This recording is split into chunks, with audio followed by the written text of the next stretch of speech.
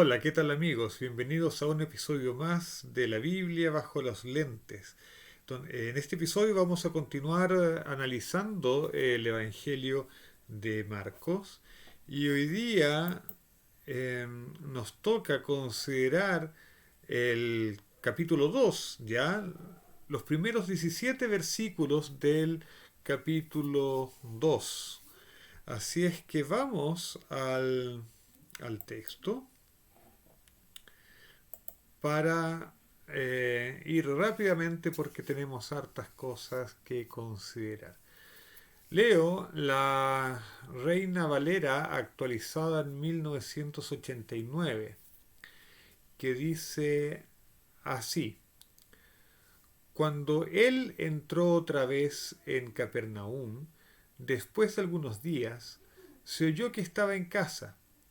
Muchos acudieron a él, de manera que ya no cabían ni ante la puerta, y él les hablaba la palabra. Vamos a parar por aquí. Fíjense que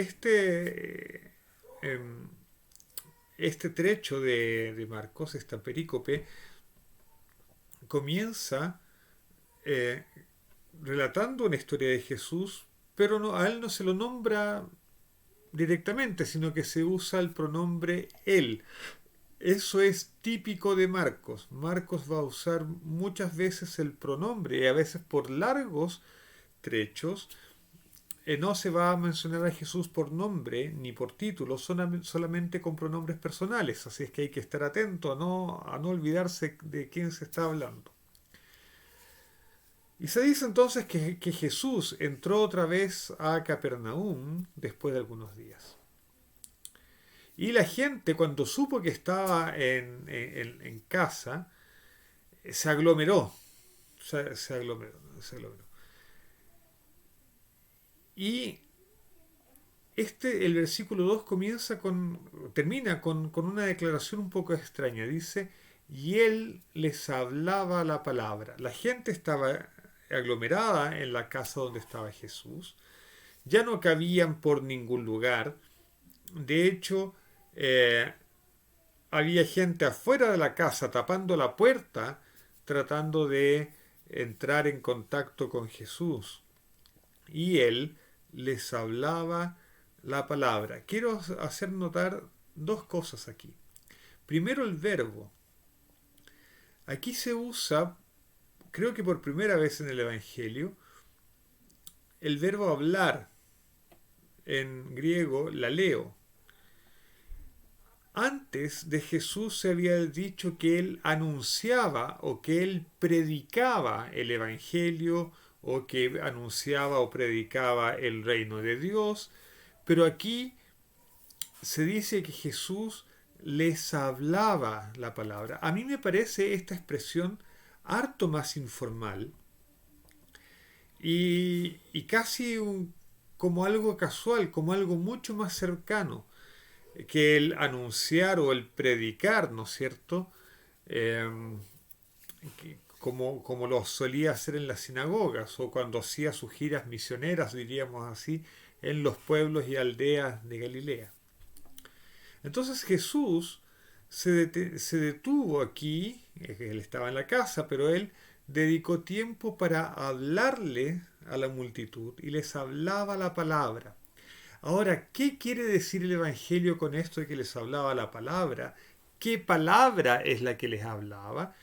Bueno, el Evangelio no nos dice, y en ese sentido el Evangelio de Marcos es sumamente frustrante. No nos dice qué es lo que enseñaba Jesús. Como, como hemos dicho otras veces en estos videos, el Evangelio de Marcos está mucho más preocupado con las acciones de Jesús que con sus dichos. En todo caso, uno puede empezar a suponer qué es esa palabra que Jesús les hablaba. Ahora, esta palabra es una palabra bien particular. Lleva un, un artículo definido, en griego también. En griego dice el alei autois ton logon. ton logon es la palabra. Ton es el artículo definido, logon es la palabra. Es palabra, entonces es la palabra que les anuncia, que les hablaba. Y uno solamente puede imaginarse que les hablaba la palabra de Dios.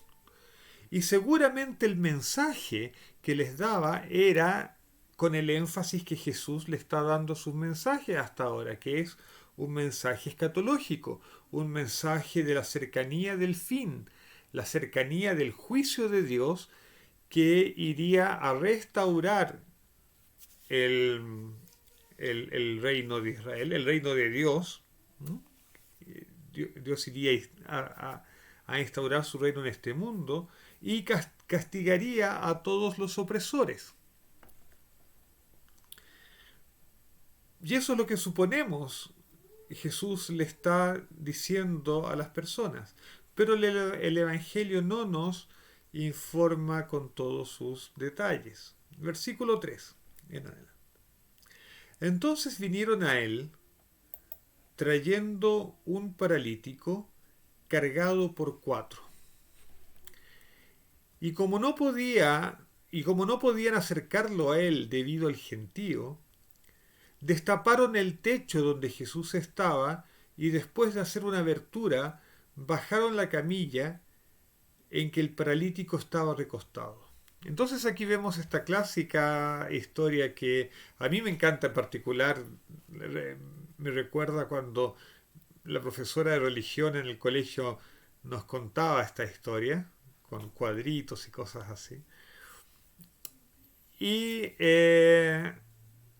esta historia muy emocionante nos habla de amistad, ¿no es cierto? 4 personas cargan a un paralítico y tratan de acercarlo a Jesús. Tenemos que recordar que en el Israel de entonces, las casas tenían techo plano. Bueno, como en el centro de Chile también actualmente están apareciendo varias casas con techo plano, eh, debido a que la lluvia era escasa. Y como no podían hacer llegar al paralítico hasta Jesús porque había mucha gente, decidieron llevar al paralítico al techo de la casa. Los techos de las casas en Israel servían como espacio que era usado por las familias. Las personas pasaban tiempo en el techo. Funcionaba como una terraza. Y había en el exterior de las casas una escalera que llevaba al techo. Así es que no debe haber sido difícil para estas 4 personas haber subido al paralítico al techo. Un poco más complicado debe haber sido remover parte del techo, porque los techos eran hechos con planchones de madera, vigas y mezcla. Entonces tuvieron que sacar mezcla, sacar un planchón, uno o más planchones, ¿no es cierto? Y bajar al paralítico. Versículo 5 en adelante. Y viendo Jesús la fe de ellos, dijo al paralítico: Hijo, tus pecados te son perdonados. Y aquí hay mucho que decir. Este versículo es esencial, el versículo 5. Primero, evidentemente para Jesús no pasa desapercibido el esfuerzo que hacen los 4 sujetos que no son nombrados para colocar al paralítico cerca de él. De hecho, estaban abriendo el techo de la casa, así es que para Jesús no debe haber pasado por desapercibido. Pero para Jesús no solamente no pasa desapercibido, sino que Jesús valora eso. Y lo valora como fe.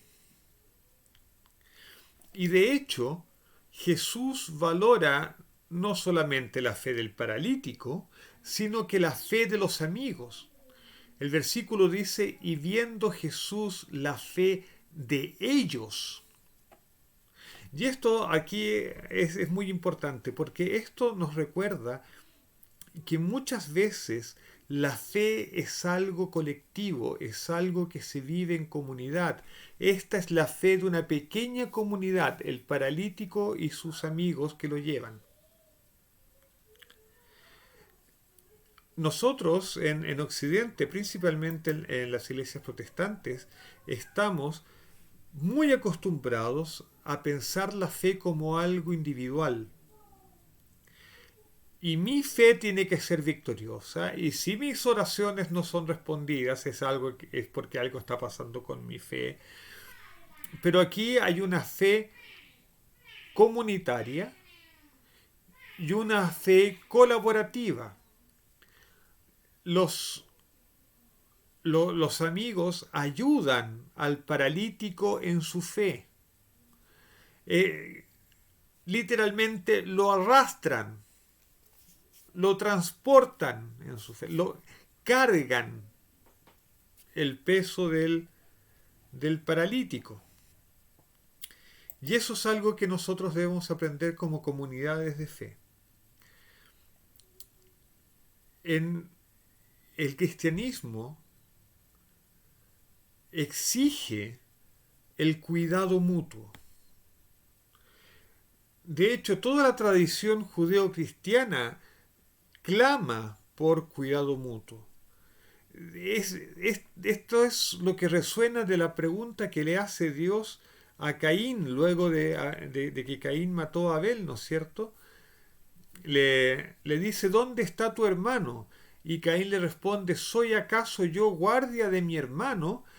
Y a pesar de que no hay una respuesta en el texto bíblico, hay hay un sí que resuena en todo el relato. Sí, tú eres el guardia de tu hermano. Y hay veces en que tenemos que sostenernos la fe unos a otros. Tenemos que apoyarnos unos a otros en nuestro acercamiento a Dios, porque a veces nos desanimamos, porque a veces no estamos en condiciones anímicas, por millones de razones. A veces necesitamos apoyarnos unos a otros. La fe que vio Jesús no fue solamente la del paralítico, fue la fe de ellos. Y fue la fe de ellos, de todos ellos, la que Jesús valoró. Pero sin embargo se refiere al paralítico y le dice, hijo, tus pecados te son perdonados. Y esto sorprende muchísimo y casi escandaliza porque, ok, nosotros sabemos que Jesús estaba predicando un retorno a Dios, igual como Juan el Bautista. Y como Juan el Bautista, o siguiendo la tradición de Juan el Bautista, Jesús promovía un bautismo de arrepentimiento que conducía al perdón de los pecados. Pero aquí vemos un perdón no solamente ofrecido, sino que garantizado antes de que el paralítico o sus amigos hiciesen cualquier pedido de perdón de pecados. En otras palabras, uno se pregunta en base a qué Jesús perdona los pecados.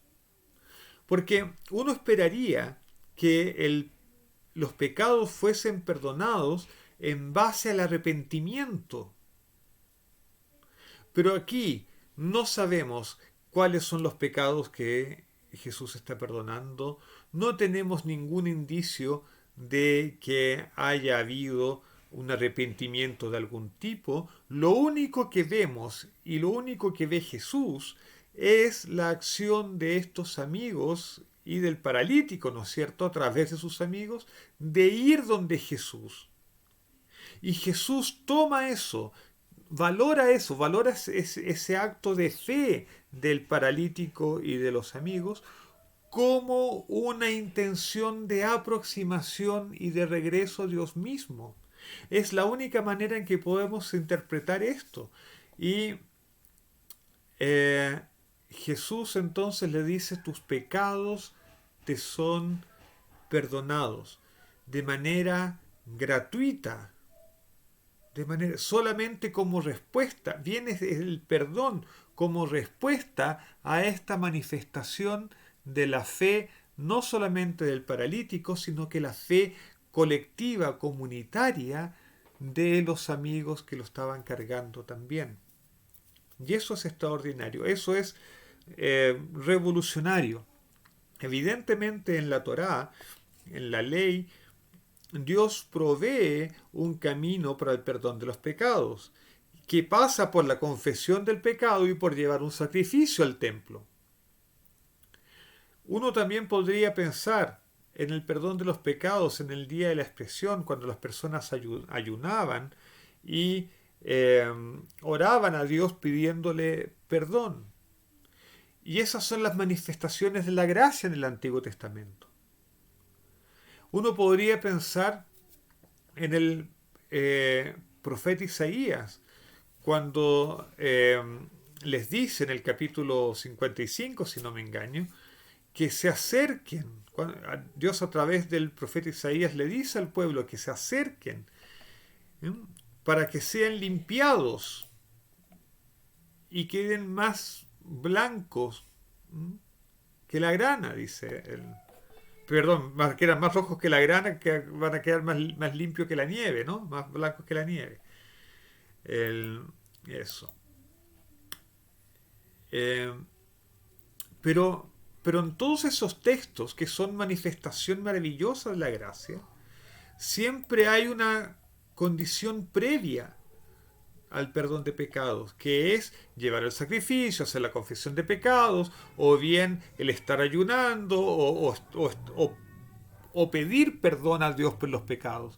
Pero aquí en este pasaje no hay un pedido de perdón, no hay una confesión de pecados, no hay nada excepto la manifestación de la fe del paralítico y de sus amigos, esa fe colectiva, que se expresa en el llevar al paralítico a la cercanía de Jesús. Eso es interpretado como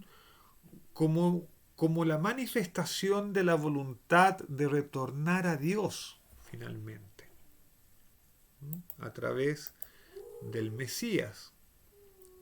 Y fíjense la expresión cariñosa con que Jesús anuncia el perdón de los pecados. Al paralítico lo llama hijo.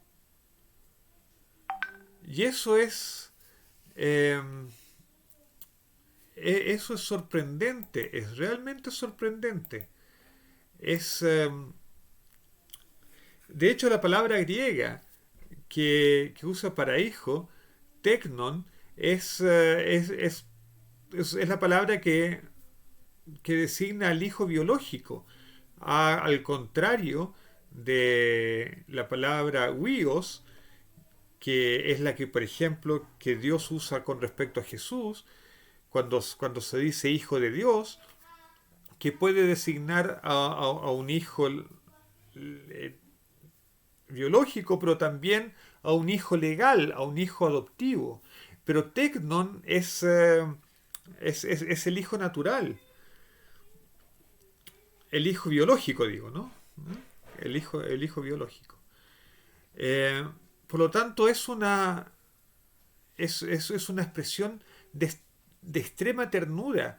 Es casi el trato de una mamá a un niño, a un hijo. Es sumamente tierno el trato.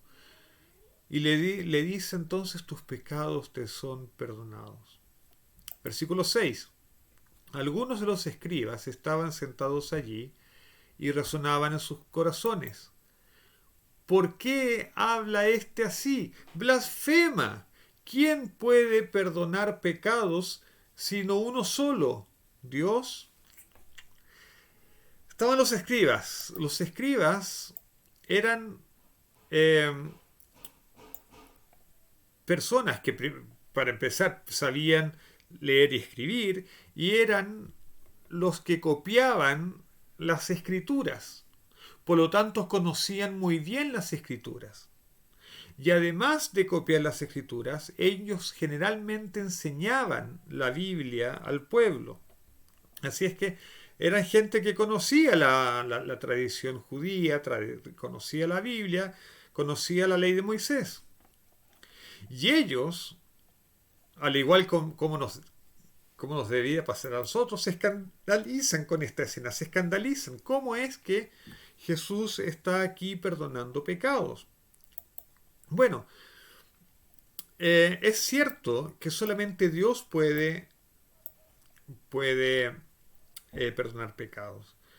Pero también es cierto que es posible anunciar en nombre de Dios el perdón de los pecados. Por ejemplo, cuando un sacerdote eh, oficiaba el sacrificio por el pecado de alguien, entonces se decía que se hacía expiación por ese pecado y la persona que llevaba su sacrificio quedaba perdonada, por lo tanto el sacerdote podía legítimamente anunciarle el perdón de los pecados.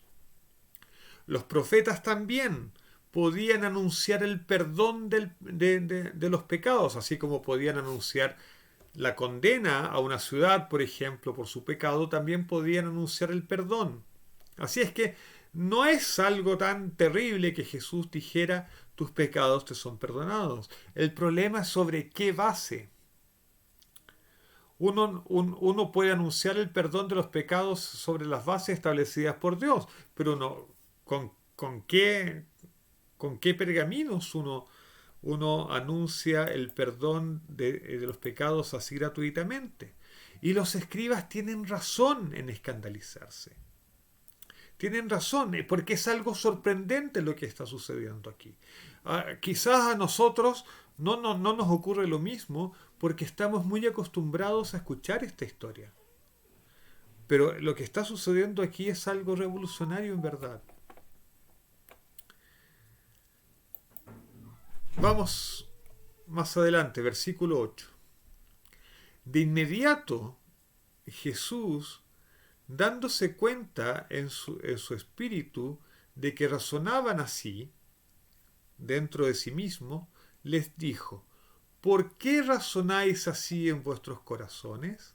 Fíjense aquí, de nuevo surge la expresión de inmediato que es tan propia de Marcos. Pero sigamos con las palabras de Jesús, versículo 9.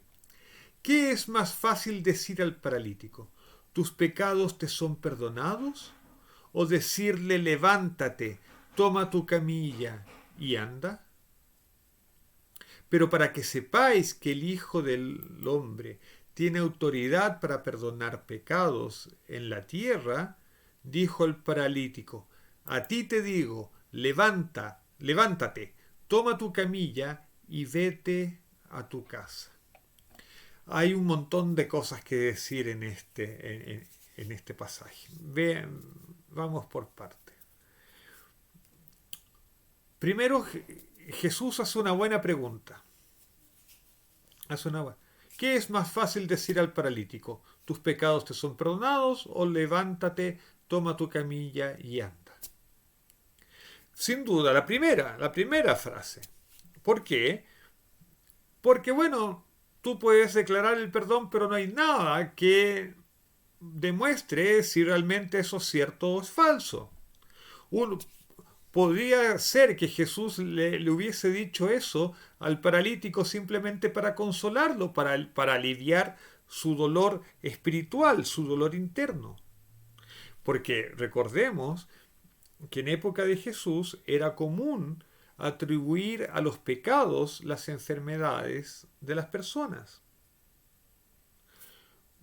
Es decir, que las enfermedades eran castigos. Por lo tanto, había en este paralítico, en este enfermo, había un sufrimiento espiritual. ¿Qué he hecho? Y ahora uno empieza a entender mejor por qué Jesús le dice tus pecados te son perdonados. Porque le está aliviando el dolor de la acusación que ha recibido toda la vida de que su condición es consecuencia de algún pecado. Y tal vez era eso lo único que buscaba el paralítico. Y uno se pregunta si Jesús hubiese sanado al paralítico de no haber encontrado la duda en los escribas. Porque lo que parece es que Jesús ahora sana efectivamente al paralítico simplemente para contrarrestar las dudas levantadas por los escribas. Pero aún así, por el motivo que fuese, Jesús le dice al paralítico: levántate, toma tu camilla y vete a tu casa. Y el versículo 12 dice: y se levantó y enseguida tomó su camilla, de nuevo el enseguida, ¿no? Y salió en presencia de todos, de modo que todos se asombraron y glorificaron a Dios diciendo: jamás hemos visto cosa semejante. Y fíjense lo interesante de esto. Jesús restaura a esta persona en tres niveles. Lo restaura a nivel espiritual, religioso. Tus pecados te son perdonados. Le alivia la conciencia. Luego lo restaura físicamente. Lo sana. Hace que él se levante. El que no podía andar ahora anda. Y el que llegó cargado en una camilla, ahora él toma su camilla y la carga. Y en tercer lugar, lo restaura socialmente, le dice: vete a tu casa, que vuelva a su lugar, que vuelva donde pertenece, porque ahora está en paz. Y estas son las tres condiciones en que nosotros como iglesia también tenemos que ayudar a restablecer a las personas, a sanar en las personas, a sanarlas en nivel espiritual, a sanar en términos físicos y sanarlas socialmente, restablecer los lazos, reinsertarlas en la sociedad, atender las necesidades espirituales, atender las necesidades físicas y atender las necesidades sociales. Son los tres aspectos que permiten restablecer a una persona. Y si ustedes piensan que esto tiene alguna semejanza con la definición de salud según la Organización Mundial de la Salud, ¿no es cierto?, que justamente engloba estos aspectos, es simplemente porque Jesús y la Organización Mundial de la Salud están hablando del bienestar del ser humano completo, lo que en hebreo se dice shalom. Shalom en hebreo no solamente designa la paz que nosotros entendemos como ausencia de conflicto, sino que shalom indica el bienestar completo de la persona. De hecho, en hebreo moderno incluso, cuando las personas se saludan, se preguntan: Ma shlomcha, Ma shlomcha, ¿qué tal tu salud? ¿Qué tal tu shalom? ¿Qué tal tu shalom? ¿Cómo está tu shalom? ¿Cómo está tu shalom? No solamente cómo está tu paz, cómo está tu bienestar. En fin, lo curioso es que en este pasaje aparece por primera vez en el Evangelio de Marcos el título Hijo del Hombre. Hijo del Hombre. Y sucede, y este título va a ser el título preferido con el que Jesús se va a autodesignar. Jesús no se va a llamar a sí mismo Mesías, no se va a llamar a sí mismo Hijo de Dios, sino que se va a llamar Hijo del Hombre. Ahora bien, esta expresión Hijo del Hombre puede designar simplemente a un ser humano,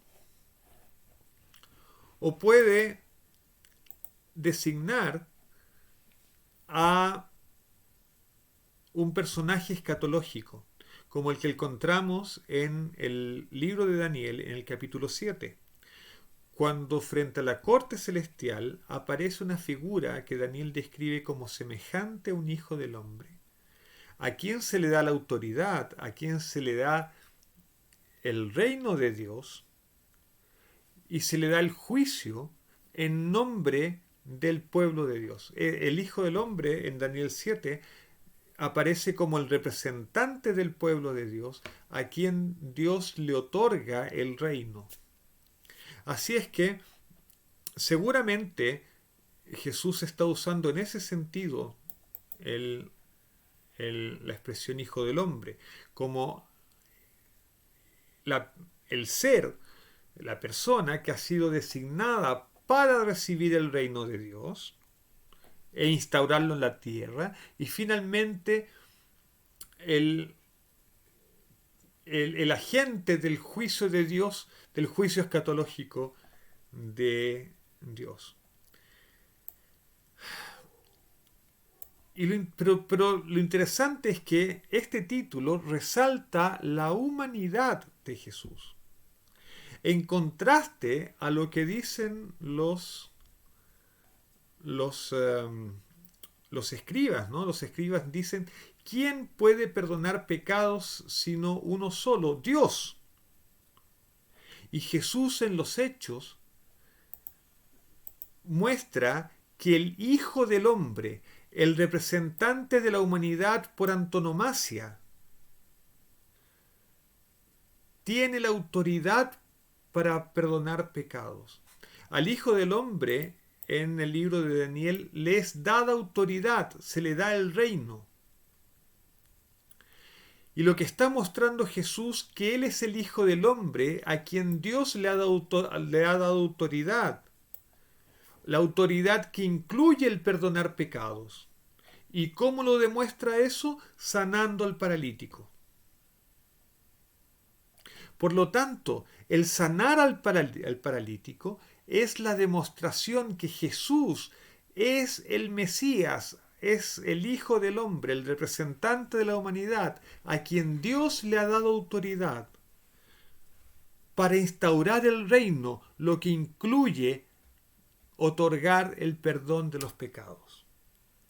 De esta manera, Dios se hace más cercano a las personas a través de Jesús.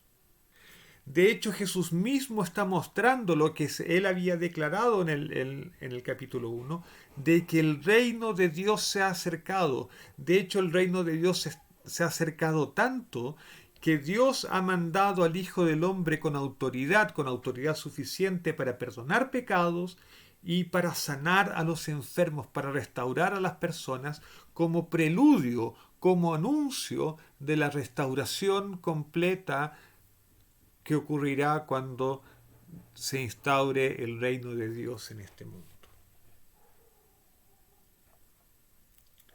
Y por lo tanto, las personas tenían razón en asombrarse, tenían razón en glorificar a Dios y tenían razón en decir: jamás hemos visto cosa semejante.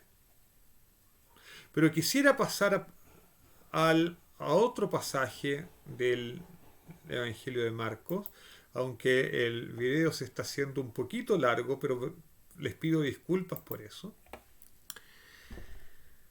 Versículo 13 dice: Jesús salió otra vez junto al mar. Parece que aquí ya la gente se fue de su casa, dejaron salir nuevamente a Jesús de la casa. Jesús salió otra vez junto al mar. Y toda la gente venía a él, y él les enseñaba. Ahora tenemos otro verbo aquí. No les anuncia, no les habla, ahora les enseña. Y pasando, vio a Leví, hijo de Alfeo, que después vamos a identificar como Mateo, ¿no es cierto? Y pasando nos recuerda al llamado de los primeros discípulos, el llamado que le hizo a Simón, a Andrés, a Jacobo y a Juan. Y pasando entonces, vio a Leví, hijo de Alfeo, sentado en el lugar de los tributos públicos, y le dijo: sígueme. Y él, levantándose, lo siguió. Y sucedió que, estando Jesús sentado a la mesa en casa de Leví, muchos publicanos, o sea, recaudadores de impuestos, y pecadores estaban también sentados a la mesa con Jesús y sus discípulos, porque eran muchos y le habían seguido. Y cuando los escribas de los fariseos le vieron comer con los pecadores y publicanos, decían a sus discípulos: ¿por qué come con los publicanos y pecadores? Al oírlo Jesús les dijo: los sanos no tienen necesidad de médico, sino los que están enfermos. No he venido para llamar a justos, sino a pecadores. Ok. Entonces vamos a analizar este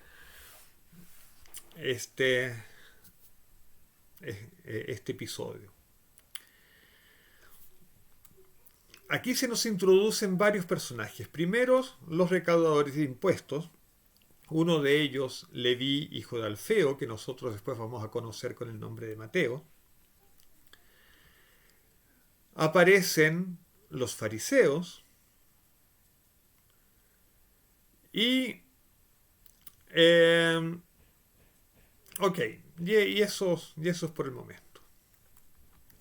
¿Quiénes son los publicanos, los recaudadores de impuestos? Eran las personas israelitas, judíos, que recaudaban impuestos para el Imperio Romano. Es decir, trabajaban para el poder invasor, trabajaban para el imperio, eran parte del aparato de opresión sobre los judíos, o por lo menos así lo veían los judíos, los propios judíos. Por lo tanto, el pueblo veía a los recaudadores de impuestos como traidores. Además que usualmente eran deshonestos, generalmente cobraban más de lo que era debido y se quedaban con la diferencia. Así es que realmente explotaban a su propio pueblo. Eran absolutamente odiados por la gente. Y por otro lado tenemos a los fariseos. Los fariseos era una de las facciones del judaísmo del siglo I, del Segundo Templo. Nosotros conocemos básicamente tres grandes grupos dentro del judaísmo del Segundo Templo: los fariseos, los saduceos y los esenios. Los esenios nunca son mencionados en los evangelios, así es que no voy a hablar de ellos. Los saduceos eran básicamente los sacerdotes, y todo el partido de los saduceos estaba centrado en las actividades del templo en Jerusalén.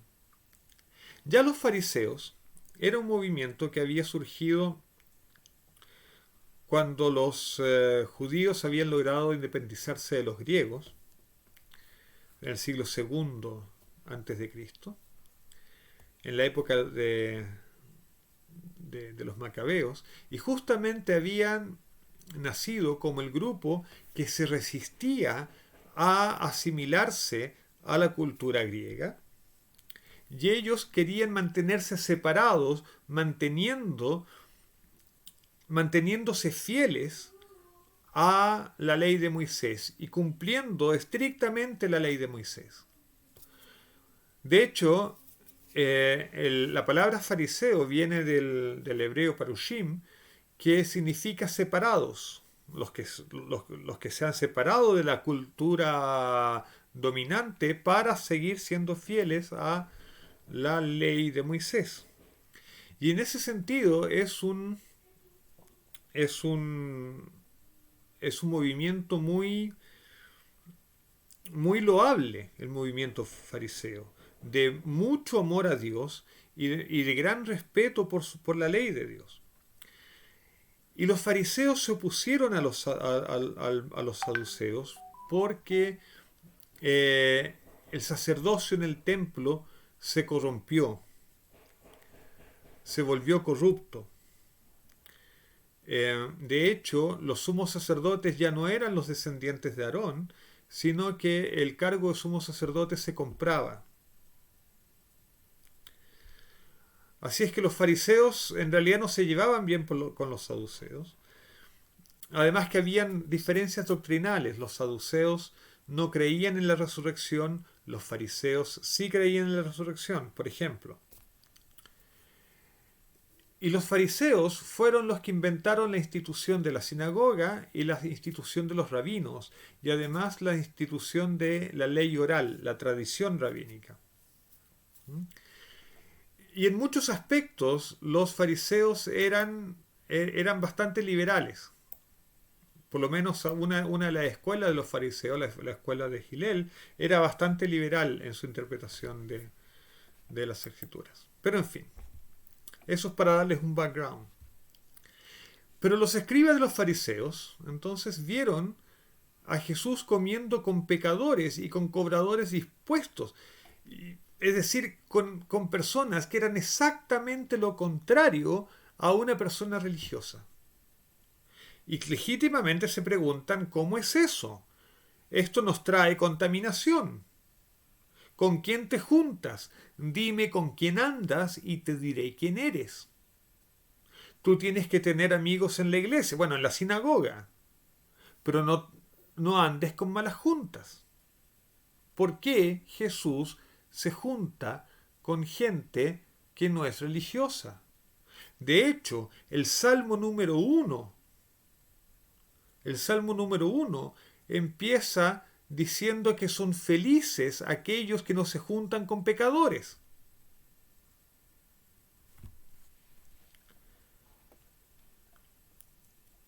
Y Jesús les dice algo genial. Los sanos no tienen necesidad de médico, sino los que están enfermos. No he venido a llamar a los justos, sino pecadores. Aquí Jesús se coloca como médico, se coloca en lugar de médico, como aquel que viene a sanar, como aquel que viene a restaurar. No viene a condenar, viene a restaurar. Viene a hacer que las personas vuelvan a Dios.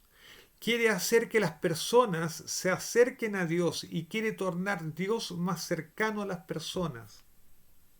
Dios había sido secuestrado en el siglo I por las instituciones religiosas, como pasa hoy en día con nosotros. Muchas veces hemos encerrado a Dios en las iglesias, hemos encerrado a Dios en teologías oscuras y difíciles de penetrar. Hemos encerrado a Dios en la exigencia de el conocimiento de las profecías o cosas así, o hemos encerrado a Dios en listas de conducta que son esperables para que las personas puedan siquiera acercarse a Dios. Y hoy en día hay personas que quisieran acercarse a Dios, pero no lo hacen porque Dios está secuestrado en la religiosidad. Está secuestrado en las iglesias, está secuestrado en el idioma canuto, en el idioma, en el dialecto evangélico. Está secuestrado en los modos y las costumbres que hacen diferencia y que apartan a las personas de Dios. Pero Jesús vino a acercar a Dios y a las personas.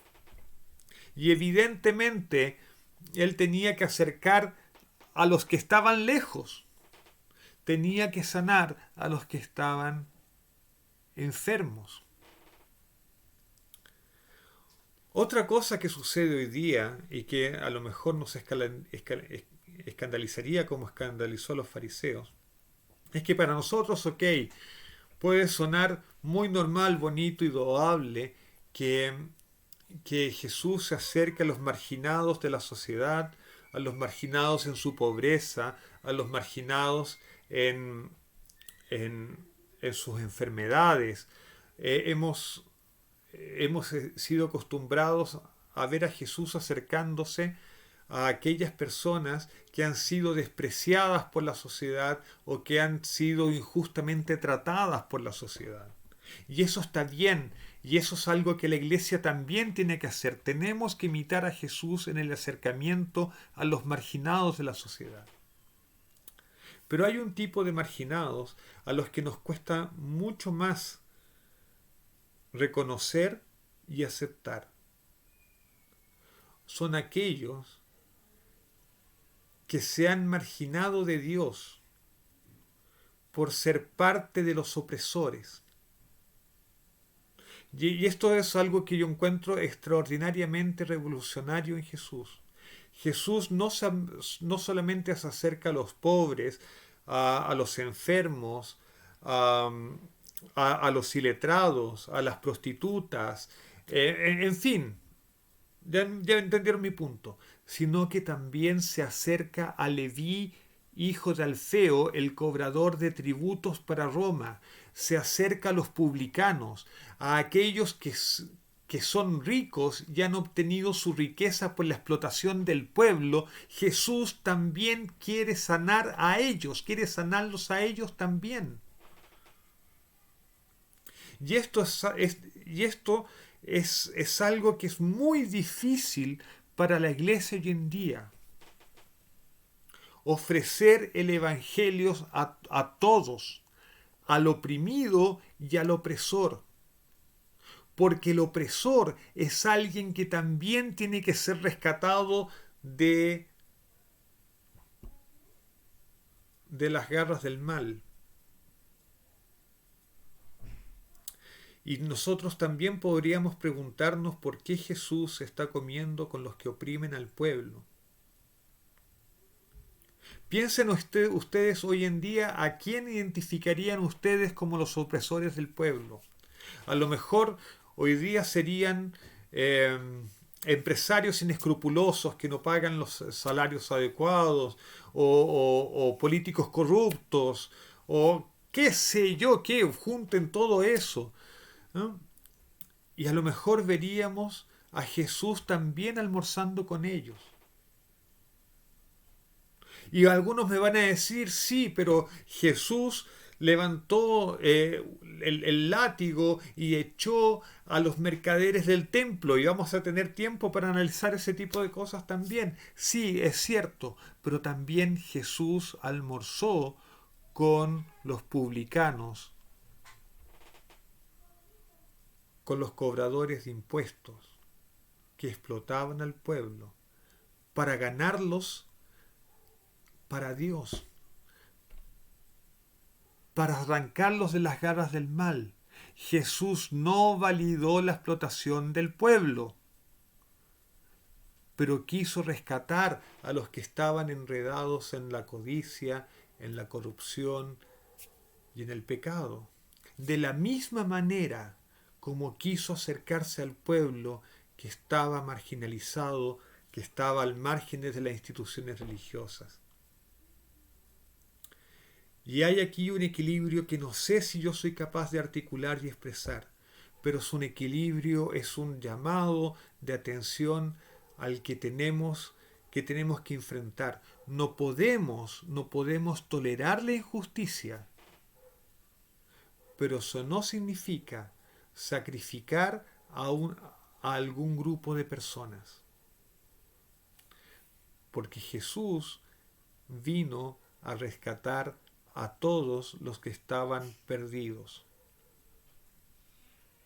En cualquier parte, a cualquier lugar donde el pecado los haya llevado. Y voy a parar la reflexión de hoy día por aquí, y espero que en los comentarios pueda seguir un debate o simplemente gritos de no estoy de acuerdo. Y les deseo a todos un muy feliz sábado, un Shabbat Shalom, que tengan realmente el bienestar del Shabbat, y y que podamos disfrutar de la compañía de nuestro Dios. Que el Señor los bendiga a todos, que nos bendiga a todos.